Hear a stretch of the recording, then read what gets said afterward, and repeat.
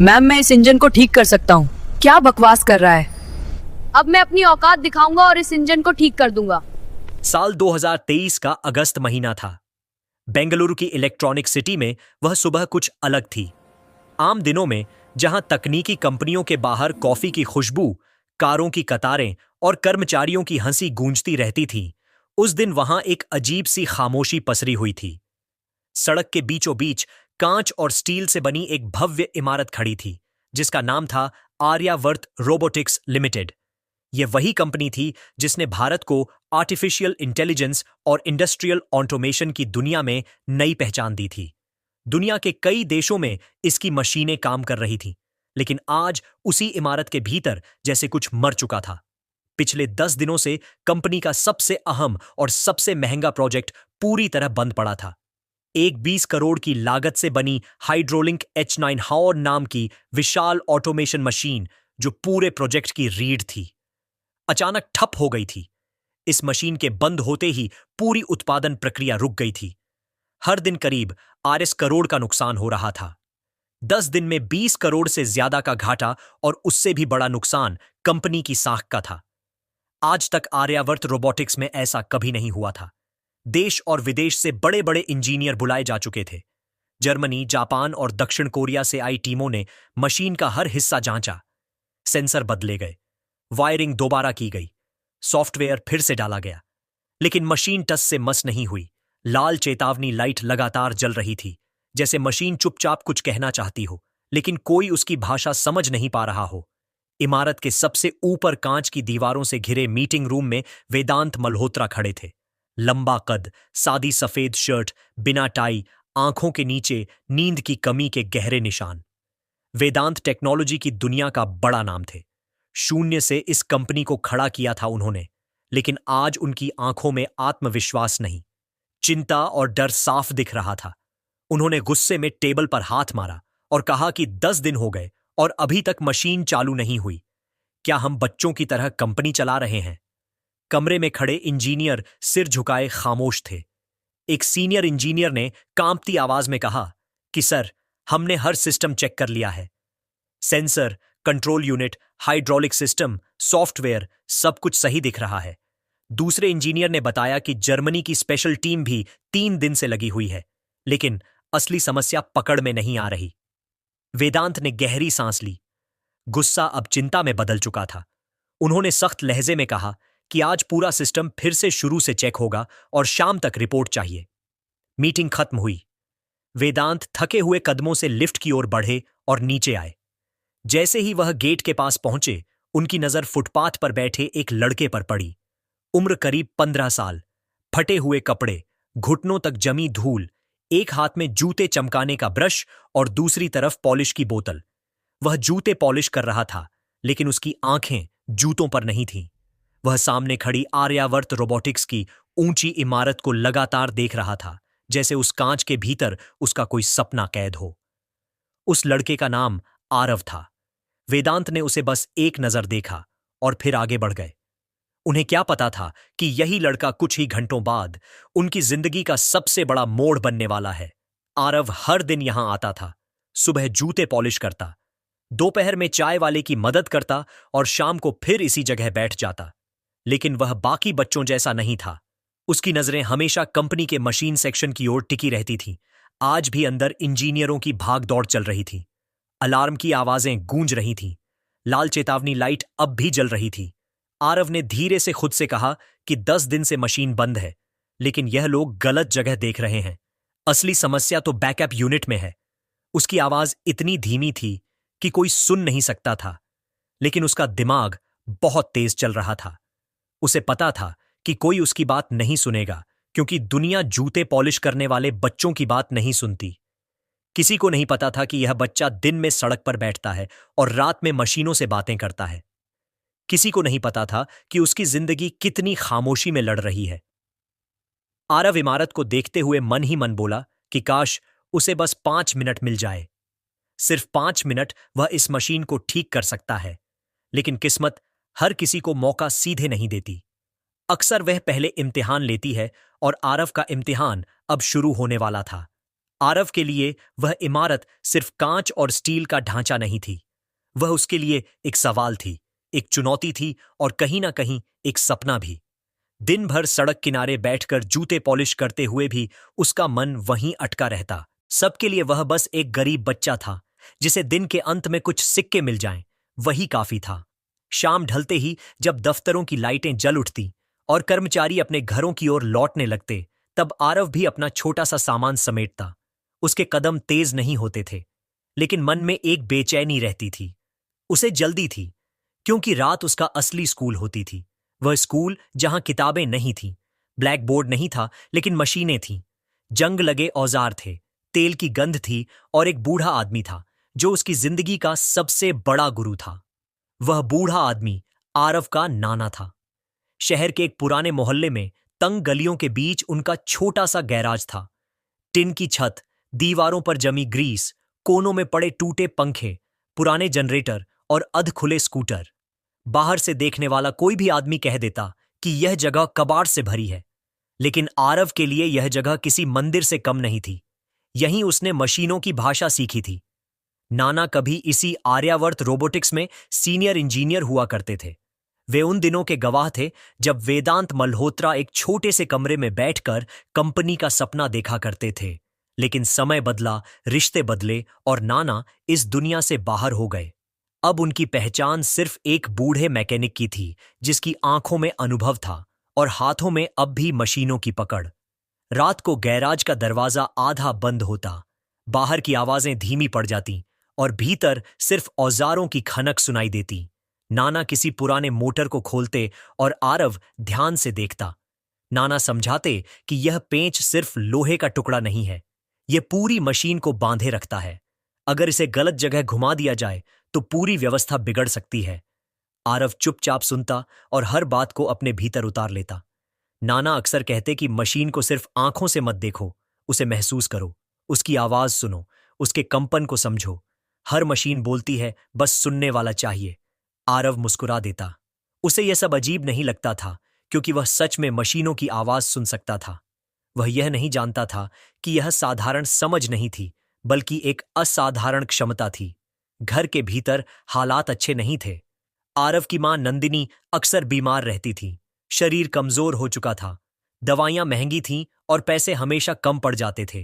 कई बार आरव ने अपनी मां को आधी दवा खाते देखा था ताकि अगली खुराक के लिए कुछ बच जाए।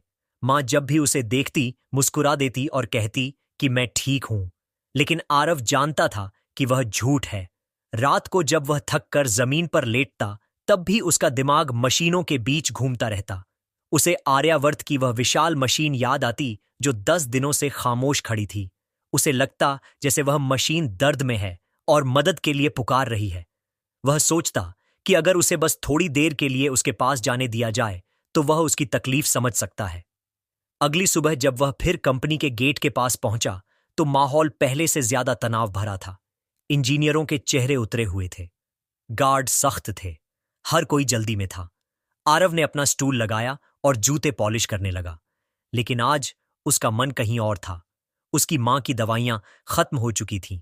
नाना ने रात को कहा था कि बेटा, दुनिया गरीब के हुनर को तब तक नहीं पहचानती जब तक वह दुनिया को झटका ना दे दे। वही बात आरव के दिल में गूंज रही थी। उसे पैसे चाहिए थे, लेकिन उससे भी ज्यादा उसे मौका चाहिए था। वह जानता था कि अगर वह मशीन ठीक कर दे तो शायद उसकी जिंदगी बदल जाए। उसने हिम्मत करके गार्ड से कहा कि बस 5 मिनट मशीन को देख लेने दे। गार्ड ने डांट दिया और धक्का देकर उसे पीछे हटा दिया। कुछ लोग हंसने लगे। किसी ने कहा कि यह बच्चा पागल है, किसी ने कहा कि इसे तो लैपटॉप भी चलाना नहीं आता होगा। आरव ने कुछ नहीं कहा। वह चुपचाप उठकर एक कोने में बैठ गया। उसके घुटनों पर धूल थी, कपड़े और गंदे हो गए थे, लेकिन उसकी आंखों में अब भी वही चमक थी। वह भीतर ही भीतर तय कर चुका था कि वह हार नहीं मानेगा, क्योंकि उसके लिए यह सिर्फ एक मशीन नहीं थी। यह उसकी मां की दवा थी, यह उसके नाना की इज्जत थी और शायद उसकी अपनी पहचान भी। उसे नहीं पता था कि यह जिद, यह खामोश भरोसा उसे उस दरवाजे के भीतर ले जाने वाला है जहां से उसकी जिंदगी हमेशा के लिए बदलने वाली थी। उस दिन दोपहर के बाद का समय था। सूरज ऊपर था, लेकिन आर्यावर्त रोबोटिक्स के भीतर अंधेरा और भारीपन पसरा हुआ था। मशीन सेक्शन में बार बार अलार्म बज रहा था और हर बार वह आवाज लोगों के दिलों की धड़कन और तेज कर देती थी। इंजीनियरों के चेहरे थके हुए थे, आंखों में नींद नहीं बल्कि डर था। डर इस बात का कि अगर आज भी कुछ नहीं हुआ तो कल क्या होगा, ये कोई नहीं जानता था। आरव बाहर फुटपाथ पर बैठा सब देख रहा था। तो दोस्तों, आप लोगों से रिक्वेस्ट है कि वीडियो को लाइक और चैनल को सब्सक्राइब अवश्य करें, जिससे आप लोगों का सपोर्ट हमें मिलता है। सबके लिए वह बस एक गरीब बच्चा था जिसे दिन के अंत में कुछ सिक्के मिल जाएं, वही काफी था। शाम ढलते ही जब दफ्तरों की लाइटें जल उठती और कर्मचारी अपने घरों की ओर लौटने लगते, तब आरव भी अपना छोटा सा सामान समेटता। उसके कदम तेज नहीं होते थे, लेकिन मन में एक बेचैनी रहती थी। उसे जल्दी थी, क्योंकि रात उसका असली स्कूल होती थी। वह स्कूल जहां किताबें नहीं थीं, ब्लैक बोर्ड नहीं था, लेकिन मशीनें थीं, जंग लगे औजार थे, तेल की गंध थी और एक बूढ़ा आदमी था जो उसकी जिंदगी का सबसे बड़ा गुरु था। वह बूढ़ा आदमी आरव का नाना था। शहर के एक पुराने मोहल्ले में तंग गलियों के बीच उनका छोटा सा गैराज था। टिन की छत, दीवारों पर जमी ग्रीस, कोनों में पड़े टूटे पंखे, पुराने जनरेटर और अधखुले स्कूटर।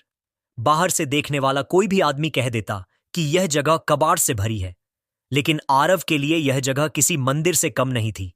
यहीं उसने मशीनों की भाषा सीखी थी। नाना कभी इसी आर्यावर्त रोबोटिक्स में सीनियर इंजीनियर हुआ करते थे। वे उन दिनों के गवाह थे जब वेदांत मल्होत्रा एक छोटे से कमरे में बैठकर कंपनी का सपना देखा करते थे। लेकिन समय बदला, रिश्ते बदले और नाना इस दुनिया से बाहर हो गए। अब उनकी पहचान सिर्फ एक बूढ़े मैकेनिक की थी, जिसकी आंखों में अनुभव था और हाथों में अब भी मशीनों की पकड़। रात को गैराज का दरवाजा आधा बंद होता, बाहर की आवाजें धीमी पड़ जाती और भीतर सिर्फ औजारों की खनक सुनाई देती। नाना किसी पुराने मोटर को खोलते और आरव ध्यान से देखता। नाना समझाते कि यह पेंच सिर्फ लोहे का टुकड़ा नहीं है, यह पूरी मशीन को बांधे रखता है। अगर इसे गलत जगह घुमा दिया जाए तो पूरी व्यवस्था बिगड़ सकती है। आरव चुपचाप सुनता और हर बात को अपने भीतर उतार लेता। नाना अक्सर कहते कि मशीन को सिर्फ आंखों से मत देखो, उसे महसूस करो, उसकी आवाज सुनो, उसके कंपन को समझो।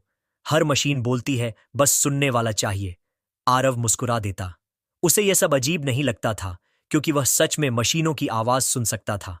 वह यह नहीं जानता था कि यह साधारण समझ नहीं थी, बल्कि एक असाधारण क्षमता थी।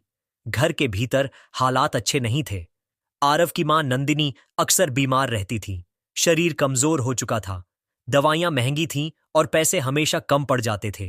कई बार आरव ने अपनी मां को आधी दवा खाते देखा था, ताकि अगली खुराक के लिए कुछ बच जाए। मां जब भी उसे देखती मुस्कुरा देती और कहती कि मैं ठीक हूं, लेकिन आरव जानता था कि वह झूठ है। रात को जब वह थक कर जमीन पर लेटता, तब भी उसका दिमाग मशीनों के बीच घूमता रहता। उसे आर्यावर्त की वह विशाल मशीन याद आती जो 10 दिनों से खामोश खड़ी थी। उसे लगता जैसे वह मशीन दर्द में है और मदद के लिए पुकार रही है। वह सोचता कि अगर उसे बस थोड़ी देर के लिए उसके पास जाने दिया जाए तो वह उसकी तकलीफ समझ सकता है। अगली सुबह जब वह फिर कंपनी के गेट के पास पहुंचा तो माहौल पहले से ज्यादा तनाव भरा था। इंजीनियरों के चेहरे उतरे हुए थे, गार्ड सख्त थे, हर कोई जल्दी में था। आरव ने अपना स्टूल लगाया और जूते पॉलिश करने लगा, लेकिन आज उसका मन कहीं और था। उसकी मां की दवाइयां खत्म हो चुकी थीं।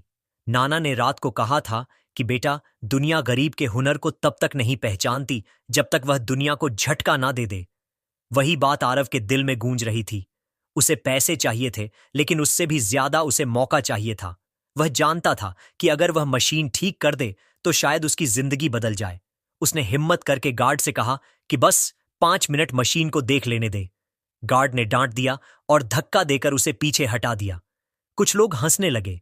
किसी ने कहा कि यह बच्चा पागल है, किसी ने कहा कि इसे तो लैपटॉप भी चलाना नहीं आता होगा। आरव ने कुछ नहीं कहा।